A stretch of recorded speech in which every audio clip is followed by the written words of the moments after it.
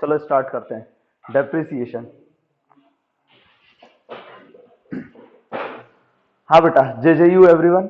हम लोगों ने अभी तक क्या चुके हैं अभी तक डेप्रिसिएशन में। बहुत टाइम से डेप्रिसिएशन डेप्रिसिएशन डिस्कस कर रहे हैं। We have done for over a week now, है ना, कि एक हफ्ते से ज्यादा हम लोगों ने फॉरेन कि उसको पूरा समझ के डेप्रिसिएशन को हम लोग हर तरह से समझ चुके हैं। हम लोगों ने इन डेप्थ हमने कुछ रिविजन्स किए हैं, कुछ रिविजन्स कर चुके हैं हम लोग डेप्रिसिएशन के। शुरू के पार्ट 1, 2, 3, 4 के अंदर जो हमने 4 पार्ट किए थे उसके अंदर हम लोगों ने डिस्कस किया था कि डेप्रिसिएशन क्या होता है, उनकी मेथड्स क्या होती हैं, कैसे डेप्रिसिएशन, क्या चीजें हैं। फिर उसके बाद में हमने प्रैक्टिकल्स को डिस्कस करा, बहुत सारी चीजें थी। स्टार्टिंग में मैं एक बार शॉर्ट रिवाइज करा देता हूँ सिर्फ प्रैक्टिकल अप्रोच का। क्या बोल रहा हूँ मैं? प्रैक्टिकल अप्रोच का, कि what we have done so far. हम लोगों ने किया है कि हमने सबसे पहले बनाया था असेट अकाउंट। क्या बनाया था? असेट अकाउंट, है ना। असेट अकाउंट बेसिकली क्या होता है? इज इट समथिंग कि कुछ डिफिकल्ट नहीं था? अच्छा, हम लोग कर क्या रहे डेप्रिसिएशन के अंदर? डेप्रिसिएशन के अंदर सिर्फ इतना सा होता है, डेप्रिसिएशन के अंदर सिर्फ इतना सा होता है कि आपको लेजर और जर्नल, क्या बोल रहा हूँ, लेजर और जर्नल क्लास 12th का, है ना, वो आप सॉरी क्लास 11th का जो हमने पहले पढ़ चुके हैं, बेसिक्स पढ़ चुके हैं। सेटल डाउन हो जाओ फटाफट। जो हम पहले डिस्कस कर चुके हैं, शुभम इस तरफ शिफ्ट हो जाना, अपन इधर हो जाना थोड़ा सा।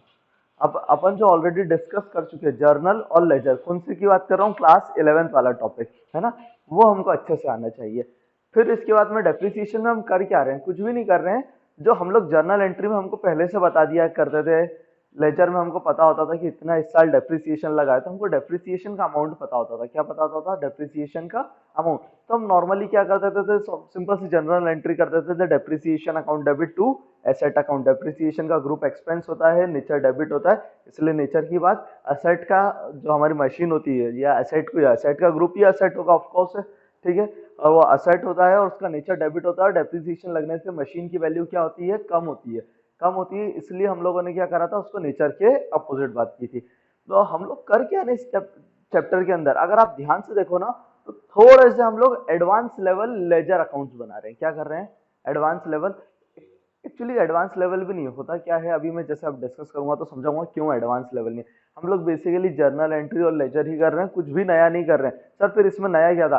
इसमें नया ये था कि जो अमाउंट ऑफ डेप्रिसिएशन है उसको कैलकुलेट करने के लिए, मैं बोल रहा हूँ इस बार ध्यान से सुनना, कैलकुलेशन की दो मेथड है। कैलकुलेशन की दो मेथड्स है। एक होती है स्ट्रेट लाइन डेप्रिसिएशन मेथड, क्या बोला मैंने? Straight line depreciation method. और दूसरी कौन सी होती है? डब्ल्यूडीवी। क्या बोला मैंने? Return down value method. बोलो क्लियर है क्या?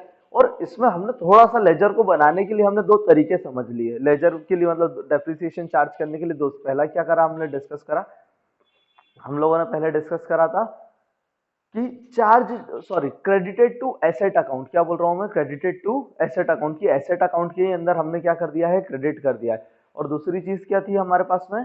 Credited to provision for depreciation account. That's it, खत्म, यही डेप्रिसिएशन है। तो फिर आज क्या पढ़ने बैठे हैं सर हम? अभी तक हम लोग डिस्कस कर चुके हैं कि एसएलएम वाली जो मेथड होगा, एसएलएम से हम लोग कैसे डेप्रिसिएशन कैलकुलेट करते हैं। क्या बोल रहा हूं मैं? एसएलएम से कैसे कैलकुलेट करते हैं।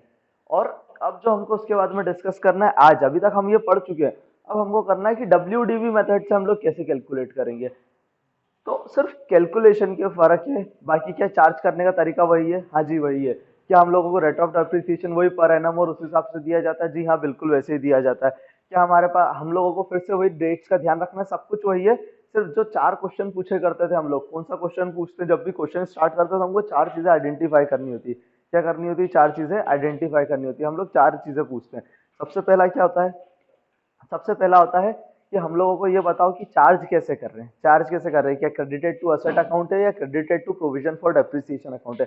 Second question which we have to ask from the question, कि क्वेश्चन से हम जो दूसरा क्वेश्चन पूछते हैं वो कौन सा क्वेश्चन होता है कि आप कैलकुलेट कैसे करोगे? क्या पूछ रहे हैं हम लोग? कैलकुलेट कैसे करेंगे? क्या होता है? या तो एसएलएम मेथड होगी या डब्ल्यूडीवी होगा। थर्ड क्वेश्चन हम लोग पूछते हैं what is rate of depreciation. क्या बोला मैंने? What is rate of depreciation, की डेप्रिसिएशन करने का, कैलकुलेट करने के लिए रेट क्या है? क्या सिर्फ 10% है या फिर 10% पर एनम है? 10% दिया होता है तो हम डायरेक्टली क्या कर देते? रेट लगा देते, flat rate, without without considering dates, है ना। हम लोग डेट्स अगर क्वेश्चन में दी भी होती तो इग्नोर कर देते हैं। और उसके बाद में क्या होता है? और अगर परसेंटेज दे रखा है और ऐसा लिखा है पर एनम, क्या लिखा है, पर एनम, तो उस केस में हम क्या करते हैं, हम लोग डेट्स को देखते हैं, क्या 9 मंथ्स के लिए असेट यूज हुई है, 3 मंथ्स के लिए हुई है, 6 मंथ्स के लिए हुई है, डेट ऑफ ओपनिंग डेट से सॉरी डेट ऑफ परचेज से क्लोजिंग डेट तक, जिस तारीख तक अकाउंट या फिर ईयर एंड होता है हमारा अकाउंटिंग जो फाइनेंशियल ईयर एंड होते हैं, या फिर कैलेंडर ईयर, जिस भी तारीख को क्वेश्चन ने बोला कि इस तारीख को आपका फाइनेंशियल अकाउंट जो आपके अकाउंट्स है वो क्या हो जाएंगे, क्लोज हो जाएंगे, उस तारीख तक का कैलकुलेट करते हैं। And in event of sale, जब हम लोग सेल करते हैं तो ओपनिंग डेट से या जब से भी एसेट खरीदी है वहां से लेके हम लोग कहाँ तक का डेप्रिसिएशन लगाते हैं, डेट ऑफ सेल तक का, ये है सर। फिर अब क्या करना है हम लोगों को, ये करना है कि डब्ल्यूडीवी में हम लोग कैलकुलेट कैसे करते हैं, है ना। अब सुनना, मैं आज तुमको दो नए कंसेप्ट को फिर से रिवाइज करा रहा हूँ अच्छे से, क्योंकि अब बहुत क्लैरिटी के साथ समझ आएगा। दो चीजें होती है, एक होती है कॉस्ट ऑफ असेट, क्या बोला, एक होता है कॉस्ट ऑफ असेट और एक दूसरा क्या होता है, डब्ल्यूडीवी, ठीक है ना। डब्ल्यूडीवी, अब डब्ल्यूडीवी को हम लोग क्लैरिटी के लिए, क्योंकि अब हम लोग हमारी मेथड का भी नाम क्या डब्ल्यूडीवी होता है, तो हम उसको डब्ल्यूडीवी ना बोलते हैं, हम अब से उसको बोलेंगे बुक वैल्यू। क्या बोला मैंने, उसको बुक वैल्यू बोलेंगे। 12th क्लास, अपन इधर आ जाओ, अपने क्वेश्चन शुरू कर दो कंपनी अकाउंट से। क्या, हाँ जी बिल्कुल, ठीक है। चलो, क्या बोला मैंने कि अब से हम लोग क्या करेंगे, दो नाम यूज करने वाले, एक होती है कॉस्ट ऑफ असेट, जितने में हमने असेट खरीदा है, और कॉस्ट ऑफ असेट की जगह बहुत टेक्निकली मैं बोलूँ ना तो क्या बोलना चाहिए, capitalized cost of asset. Sir capitalize ये क्या बोला, बेटा पढ़ चुके हैं, अब थोड़ा सा टेक्निकली बता रहा हूँ मैं ना। कैपिटलाइज्ड कॉस्ट ऑफ असेट का मतलब होता है कि जब भी हम असेट खरीदते हैं तो कुछ एंसिलरी एक्सपेंसेस होते हैं हमारे साथ में, जैसे कि for loading and handling charges, ठीक है, कुछ वही कैरेज हो गया, इंस्टॉलेशन चार्जेस हो गया, कुछ एंसिलरी चार्जेस हो गए, रनिंग कॉस्ट हो गई, ट्रायल कॉस्ट हो गई। और क्या होता है सर ट्रायल कॉस्ट, जब तक मशीन रेडी टू यूज नहीं हो जाए, एक ही शब्द बोल रहा हूँ, रेडी टू यूज, कि हम लोग मशीन को चला के उससे हमारी एक्चुअल प्रोडक्शन चालू कर सके, तब तक के सारे जो खर्चे होते हैं वो क्या होते हैं, कैपिटलाइज होते हैं। इनफैक्ट एक एडवांस लेवल चीज भी बता देता हूँ, मशीन जब हमने खरीदी तो वो लोन पे खरीदी, किस हिसाब से खरीदी हमने, लोन से, है ना, लोन पे हमने मशीन खरीदी है। अब जब हमने लोन पे मशीन खरीदी तो जिस तारीख तक हम लोग असेट को मतलब मेन प्रोडक्शन में लेके आएंगे, कहाँ लेके आएंगे हम लोग, मेन प्रोडक्शन में लेके जाएंगे। उसका क्या होता है, मेन प्रोडक्शन में अगर हम लोग लेके आ गए मैडम, है ना, मेन प्रोडक्शन में हम लोग लेकर आ गए हैं, तो उस तारीख के पहले तक का जितना भी जो खर्चा हुआ, ब्याज लगने लगा होगा बैंक ने तो, हमने आज मशीन खरीद ली, मशीन 2 महीने बाद चालू कर रहे हैं, सर 2 महीने तक क्या करा, लाके रख लीजिए, नहीं रखी नहीं, हम लोग क्या कर रहे हैं, उसका बेस बन रहा है, इंस्टॉलेशन चल रहा है, ट्रायल रन अभी टेस्ट करके देख रहे हैं कि जो हम लोग प्रोडक्ट बनाना चाह रहे बनते ही नहीं, कुछ ट्रायल रन होते हैं, तो वहां तक की भी सारी कॉस्ट क्या हो जाती है, कैपिटलाइज हो जाती है। कैपिटलाइज का मतलब होता है असेट का पार्ट बन जाती है खर्चा। क्या मुझे बताओ, फ्रेट कैरेज क्या ये खर्चे हैं, क्या क्या ये खर्चे हैं, हाँ जी सर बिल्कुल खर्चे हैं। सर फिर तो हम लोग क्या कर रहे हैं, इसको कैपिटलाइज क्यों कर रहे हैं, एसेट क्यों बना रहे हैं, क्यों, क्योंकि एक तरह से वो पार्ट ऑफ, क्योंकि वो जो खर्चे कर रहे हैं हम लोग ट्रायल रन या जो हम लोगों ने इंस्टॉलेशन चार्जेस, क्या वो सिर्फ इस साल के लिए करे या हमारे जो भी useful life of the asset है उस टाइम के लिए करे, उस टाइम के लिए करे, बोलो क्लियर है क्या।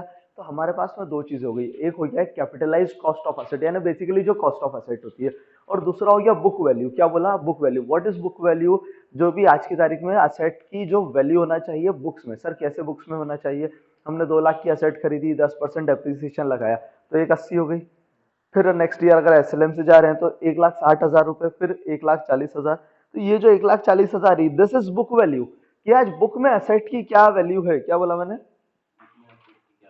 बुक में एसेट की क्या वैल्यू है। अच्छा यही मेथड अगर हमारी कौन सी होती है, डब्ल्यूडीवी होती, तो आप बताओ बुक वैल्यू क्या है, या मैं डब्ल्यूडीवी ना बोलते हुए मैं बोल रहा हूँ डब्ल्यूडीवी मेथड में बुक वैल्यू क्या होगी, तो क्या होगी मुझे बताओ। 2 लाख की एसेट 10% डेप्रिसिएशन लगाया, बताओ कितना हो गया, 1,80,000। यानी एसएलएम में और डब्ल्यूडीवी मेथड में दोनों में फर्स्ट ईयर का डेप्रिसिएशन तो सेम आता है, सेकेंड ईयर से चेंज आता है। यहाँ पे 10% डेप्रिसिएशन लगाएंगे तो 18,000 लगेगा, कितना हो जाएगा, 18,000। आई गेस कि जो आंसर आएगा वो आएगा 1,62,000। कितना बोला मैंने, 1,62,000। क्या बदल गया क्या, यहाँ पे 18,000 लगा था, यहाँ पे सॉरी उसको कैंसिल कर देना। मैंने क्या बोला, यहाँ पे क्या लगेगा मुझे ये बताओ,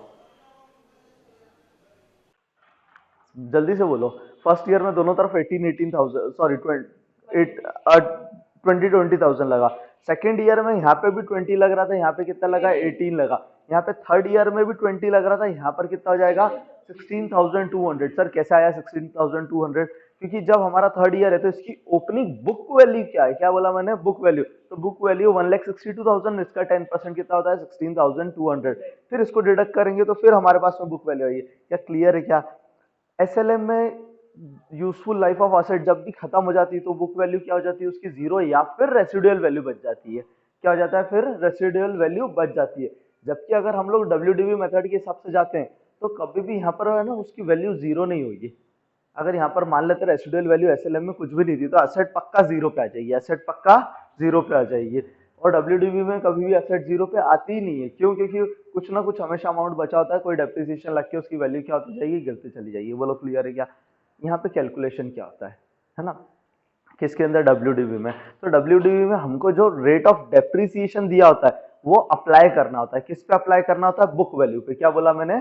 बुक वैल्यू पे अप्लाई करना होता है। जबकि एसएलएम के अंदर, जबकि एसएलएम में जो हम लोग अप्लाई करते हैं रेट ऑफ डेप्रिसिएशन, वो किस पे अप्लाई करते हैं? कॉस्ट ऑफ एसेट पे। फिर से जरा जाग जाओ सब लोग, क्या बोल रहा हूं मैं, कॉस्ट ऑफ एसेट के ऊपर करते हैं। क्या ये क्लियर है? आ गई बात समझ में? क्या इजी क्या होता है? इजी होता है एसएलएम मेथड, इजी होती है, और दूसरी मेथड जो होती है हमारी डब्ल्यूडीवी वो थोड़ी सी डिफिकल्ट जाती है। क्यों? Because we have a special formula to calculate rate of depreciation, वो हम लोग नेक्स्ट पार्ट में कवर करेंगे, है ना। मैंने क्या बोला? We have special formula to calculate rate of depreciation under return down value method.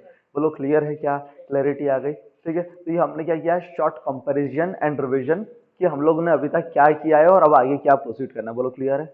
चलो ठीक है, ओके, थैंक यू।